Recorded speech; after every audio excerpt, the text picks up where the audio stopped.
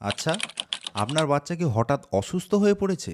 জেনে নিন এই ৬টি ডেঞ্জার সাইন, যেগুলো জানলে আপনি সঠিক সময় মতো সঠিক সিদ্ধান্ত নিতে পারবেন।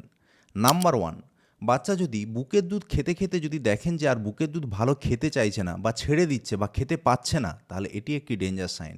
নাম্বার 2, বাচ্চা একদম নেতিয়ে পড়ছে বা ঝিমিয়ে পড়ছে, ডাকলে আপনার দিকে সাড়া দিচ্ছে না, একদম অসচেতন হয়ে যাচ্ছে, তাহলে এটি একটি বিপদের সংকেত।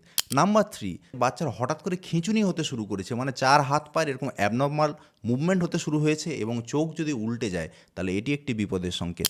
নাম্বার 4, বাচ্চার হঠাৎ করে শ্বাসের সমস্যা হতে শুরু হয়েছে কফ কাশি থেকে।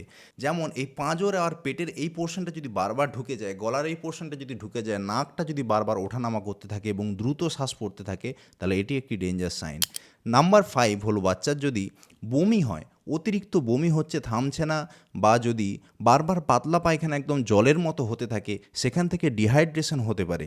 যেমন পেচ্ছাপ হচ্ছে কিন্তু খুব কম হচ্ছে এবং আস্তে আস্তে পেচ্ছাপ হওয়া যদি বন্ধ হয়ে যায়, এটি ডেঞ্জার সাইন। নাম্বার 6, বাচ্চা যদি একদম ঠান্ডা হয়ে যায় এবং সেখান থেকে দেখা যায় যে যদি বাচ্চা একদম নীল হয়ে যাচ্ছে, মুখের ভেতরে, হাতে পায়ে, এই সমস্ত জায়গাতে যদি নীল হয়ে যেতে শুরু করে, তাহলে এটি রক্তে অক্সিজেনের মাত্রা কমে গেছে, এটিকে ইন্ডিকেট করে। তো এইগুলি হলো বিপদের সংকেত। সুতরাং এই বিপদের সংকেতগুলি একদম ইগনোর করবেন না বা অগ্রাহ্য করবেন না। এগুলি দেখলে নিকটবর্তী হাসপাতালে আপনার বাচ্চাকে নিয়ে যান, তবেই সঠিক সময়ে সঠিক চিকিৎসার মাধ্যমে বাচ্চাকে কিন্তু ঠিক করা যাবে এবং বাচ্চার প্রাণ রক্ষা করা যাবে। ধন্যবাদ। এরকম অনেক ভিডিওর জন্য সাবস্ক্রাইব করুন, লাইক করুন।